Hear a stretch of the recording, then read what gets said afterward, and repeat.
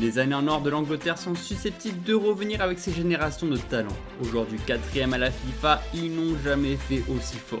Leur récente demi-finale en Coupe du Monde y est pour beau. Le coach Gareth Southgate coordonne bien ses troupes et propose un jeu porté vers l'avant.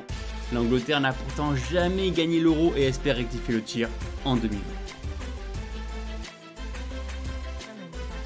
En termes de qualification, l'Angleterre s'est confrontée à la République tchèque et à la surprise Kosovo. Mis à part leur défaite surprise contre les Tchèques, les Anglais remportent tous leurs matchs avec beaucoup de manière. En effet, ils tournent à plus de 4 buts par match. Une domination sans faille, marquée par la doublette de buteur Sterling Kane.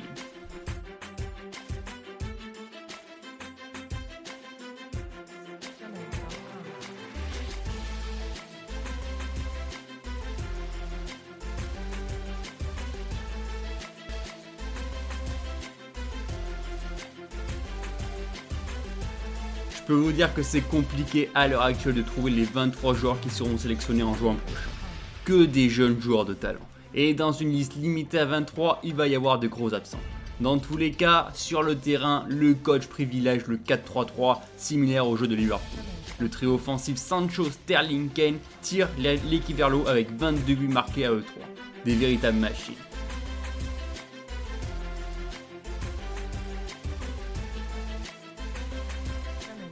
Raheem Sterling, le joueur des Citizens, ne cesse de progresser. Il aime déjouer les défenses, utiliser sa vitesse balle au pied et rentrer dans la surface pour faire la différence.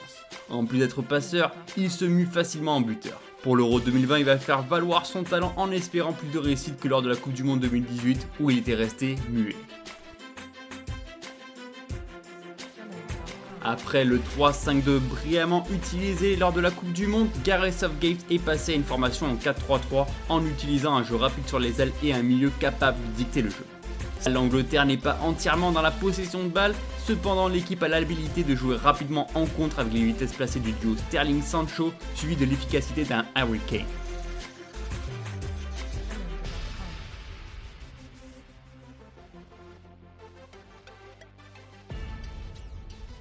Avec la balle, c'est un jeu tout en contrôle, joué simple et court en évitant de perdre la balle.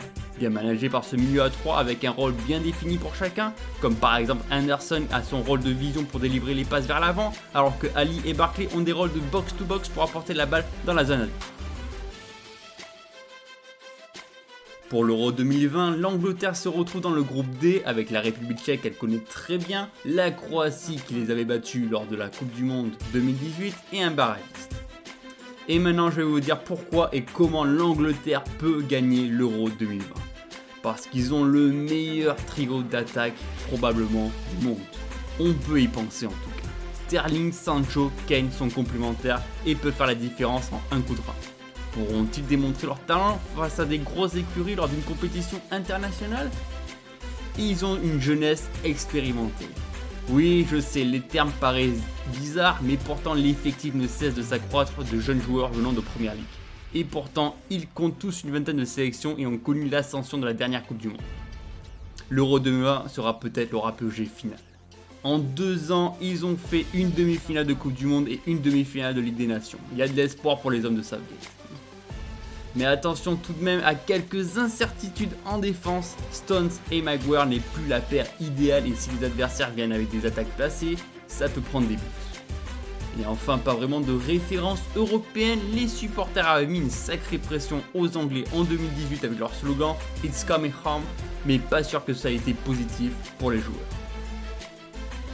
Merci à tous d'avoir suivi cette vidéo, n'hésitez pas à me dire dans les commentaires si vous pensez comme moi que l'Angleterre est totalement capable de gagner cet Euro 2020. N'hésitez pas à vous abonner, à me suivre sur mes réseaux sociaux, à liker la vidéo si elle vous a plu et moi je vous retrouve très bientôt pour un épisode 4, mais entre temps il y aura peut-être des petits débriefs, on ne sait pas. Salut!